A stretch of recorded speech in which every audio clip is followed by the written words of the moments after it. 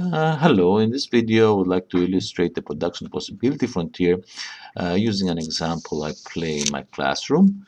Um, a production possibility frontier is just a simple model. It's actually the first model that students are exposed to in economics, and it tries to illustrate the concept of scarcity, choice, and trade-offs that we make, and opportunity cost associated with when you increase the production of one good, you have to take resources from another sector, and therefore it costs you in terms of a reduction in the production of the goods in the other sector.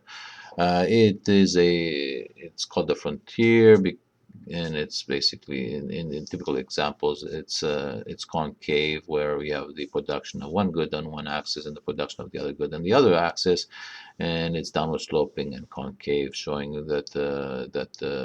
showing the trade-off, the scarcity, and the opportunity cost of producing the goods. The game I play is a simple game. We ask students to produce widgets.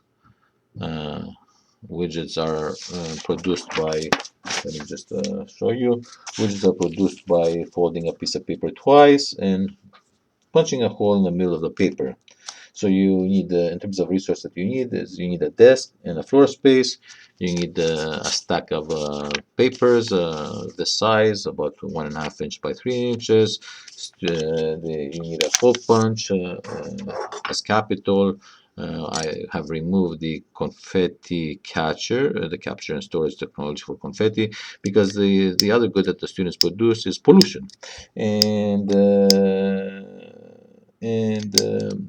yeah, and the other sector is actually the cleanup sector. They have to clean up the pollution that they emit. So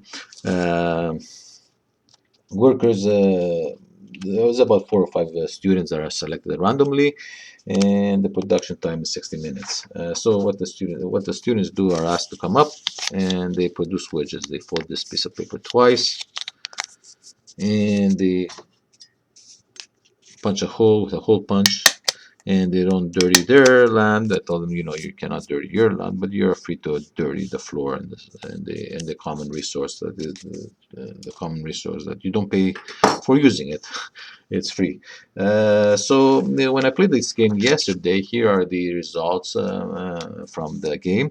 If you have no worker, then you don't produce any widgets. With the first worker, it was Maria. She came up, she volunteered, and she produced 7 widgets in 1 minute. The second worker that came up was Kevin. Together, Maria and Kevin produced 17. The third worker that came up, they produced together 21 widgets in 1 minute, who was Annette. And then the fourth worker was Xavier, and he came up, and they together produced 22 widgets.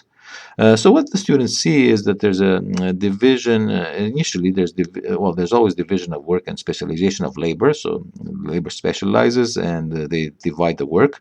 When we had 2 workers, the Kevin was folding and Maria was hole punching, with 3 workers, everybody was except Maria were folding, and Maria was hole punching. Capital became scarce here, so you can see that the diminishing returns interest. They wanted more capital. They actually asked for another hole punch, so more capital increases the productivity of the workers. So students can see all these concepts, and they can see that there could be increasing returns initially, where the second worker added more to production than the first worker did. He added 10. The first worker had only added 7.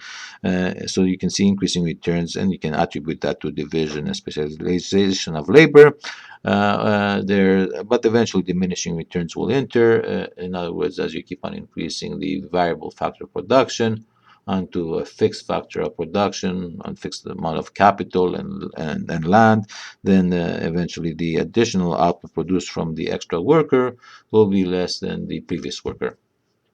And also they see that waste is being disposed freely onto the floor, and they don't do too much about it.